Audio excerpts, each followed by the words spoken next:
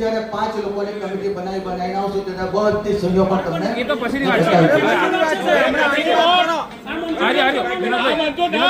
વિનોદભાઈ જાઓ ને જાઓ ને યાર તમે ઉભા થઈ જાઓ. ચાલો ઉભા થઈ જાઓ. એજન્ડા કે કરો નથી બધું. આપણે બધા ટર્નઓવરની વાત કરીએ છીએ. સાહેબ જે વાત કરે છે કે અમને આટલી પ્રગતિ કરી, બહુ સાચી વાત છે. આપણે બધાએ સ્વીકારવું પણ પડે. પણ વહીવટની જે વાત આવે છે ને કે 625 કરોડના ટર્નઓવરની અમે જો 21 કરોડનો ભાવ ફેર ગયા વર્ષે 6 મહિનાનો આ વર્ષે 995 કરોડ ને ગયા વર્ષ કરતા એના આટલા વર્ષ કરતા ગયા વર્ષની દૂધની પરિસ્થિતિ પણ એટલી જ સારી હતી. તો હું માનું છું ત્યાં સુધી આ કેમ આવું 18 કરોડ રૂપિયાનો ભાવ ફેર કરવામાં આવ્યો, એનું કારણ શું એ પૂછો ને તમે એનો જવાબ આપો. ગયા વર્ષે આપણે જે વાત કરી, જિજ્ઞેશભાઈ વાત કરી કે ગયા વર્ષે 18 કરોડ નહીં તો 16 કરોડ રૂપિયા આપણે વેચ્યા હતા. 21 કરોડ 16 કરોડ રૂપિયા વેચ્યા હતા. બાકીનો નફો એમાં 4 કરોડ રૂપિયા આપણે ડેરીમાં આપણે જમા રાખ્યા હતા. એટલે એ 4 કરોડ રૂપિયા આપણા આ નાના મોટા કામોમાં ડેરીના હપ્તા ભરવામાં આપણે વાપરીએ છીએ. મિત્રો હવે ચેરમેન સાહેબ જાતે એવું કહે છે કે 16 કરોડ રૂપિયા 625 કરોડના ટર્નઓવરમાં વેચ્યા હતા. આ તો 995 કરોડનું 18 કરોડ ખાલી 2 કરોડ રૂપિયા ડબલ ટર્નઓવર, ઓલમોસ્ટ 40-80% ટર્નઓવર વધી ગયું છે. પણ એની સામે 2 કરોડ રૂપિયાનો ભાવ ફેરાઈ ગયો. આ તો સંસ્થાના એવું કેમ એમડી સાહેબ ને આપો. એમડી સાહેબ શું કહેવા માંગે? એવું કેમ એમડી સાહેબ શું કહેવા માંગે? કે વડોદરા કરતાં પણ આપણો ભાવ વધારે, અને આજે આપણે નક્કી કરવું હોય કે વડોદરા ડેરી જે પ્રકારે વડોદરા ડેરીનું 1485 કરોડનું ટર્નઓવર છે અને 83 કરોડનો ભાવ ફેર વેચેલો છે. આપણે 995 કરોડનું ટર્નઓવર છે. પ્રોપોર્શનલ સેટ કરીએ તો 60 કરોડ રૂપિયાનો ભાવ ફેર વેચાવો જોઈએ આપણે. સભાસદ મિત્રો તમને કદાચ ખબર નહીં આંકડાકીયની વાત છે, આંકડાકીય વાત કરી રહ્યો છે એટલા માટે તમને જવાબ આપું. મિત્રો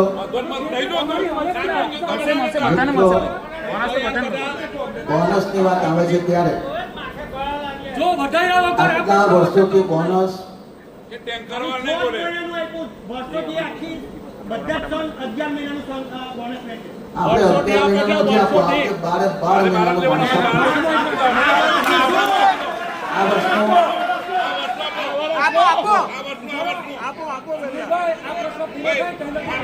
આ વર્ષનું શું, આ પૈસા ગયા કઈ જગ્યાએ એની તપાસ છે. મૂળ મુદ્દો ત્યાં છે. કદાચ કોઈ જગ્યાએ કઈ વાપરાવો તો વાંધો નથી, પણ આ કવર થવાનું કારણ શું? જો ભાઈ એક વાત કહી દઉં, બહુ સ્પષ્ટ વાત કહી દઉં. બધા જ લોકો સ્પષ્ટ વાત સાંભળી લે. આમાંથી એક પણ રૂપિયાની હઈ ગઈ થયેલો કોઈ પકડી પાડે ને સાહેબ ગુલામ થઈ જાય. વિનોદભાઈ અરે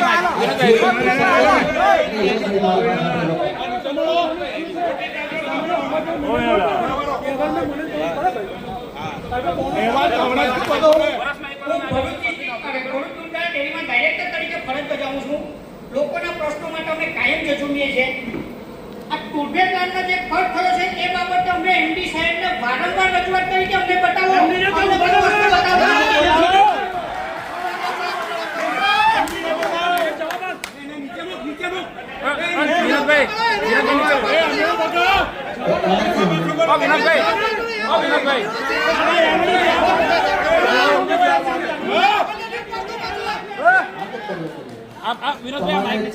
જવાબો જોઈતા હોય તમામ જવાબો તમને મળી જશે.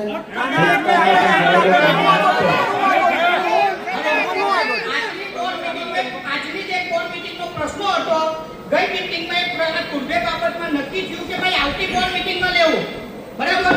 તેમણે એમની મનસુબીથી ખરાબ લખી દીધો. 5 વખત હું જાતે મળવા ગયો એમડી સાહેબને કે મને આનો આખો ડિટેલમાં માહિતી આપો કે અમે સભાસદને કહી શકીએ. કોઈ દિવસ અત્યાર સુધી અમને બતાવવામાં આવતી નથી. તો ડિરેક્ટરને માહિતી ના આપે. ડિરેક્ટરો બોર્ડ મીટિંગમાં આવે છે. ના સાહેબ તમે ના બોલો.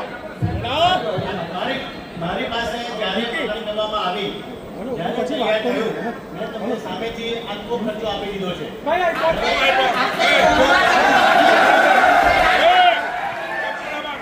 ખોટી વાત ચેરમેન સાહેબે અમને ખાતરી બોર્ડ મીટિંગમાં આપેલી કે આ કામ આપણે આવતી મીટિંગમાં લેશું. એ મીટિંગમાં નહીં લીધું ને એ ઠરાવ લખી કાઢ્યો. લેવાનો હતો. ખોટું છે. ગઈ વખતે મીટિંગમાં જે વાત થઈ હતી તે મુજબનું કામ આ મીટિંગમાં પણ અમે લીધેલું છે જ. આ રેકોર્ડમાં બતાવ્યું છે. પ્રકાશભાઈ તમે બી પ્રકાશ પાડો. તમે બી નવા પ્રકાશભાઈ તમે પ્રકાશ પાડો વાતમાં. તમને કેવું સાચું નિષ્પક્ષ વાત કરો. આ જે કઈ પ્રક્રિયા થાય છે એ આ સંઘના કોઈ ડિરેક્ટર જાણતા નથી ને પાટલા બેઠે એમડી ચેરમેન એમની મળતિયા પ્રમાણે એમનું પ્રોસિડિંગ લખે છે. સાચી વાત છે. આ પ્રોસિડિંગ ચેરમેન સાહેબનું કહેવું એવું છે કે સહી કરેલી છે. બરાબર છે? હા, અમે સહી કરેલી છે. હું તમને એવો પુરાવો આપું કે પાછલી તારીખમાં ઠરાવ લખાયેલા છે.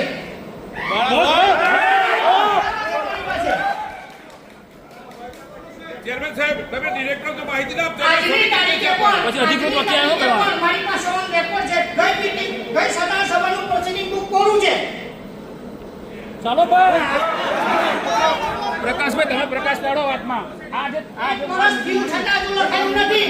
એટલે પછી એમની મરજીનું જે લખવું એ લખી દે છે. સાધારણ સભામાં આવો કોઈ કેસ થાય નહીં.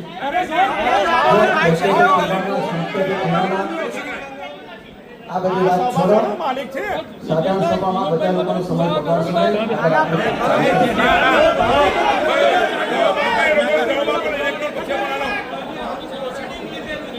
આ પ્રોસિડિંગ અમે લીધેલું છે અને એની કોપી છે.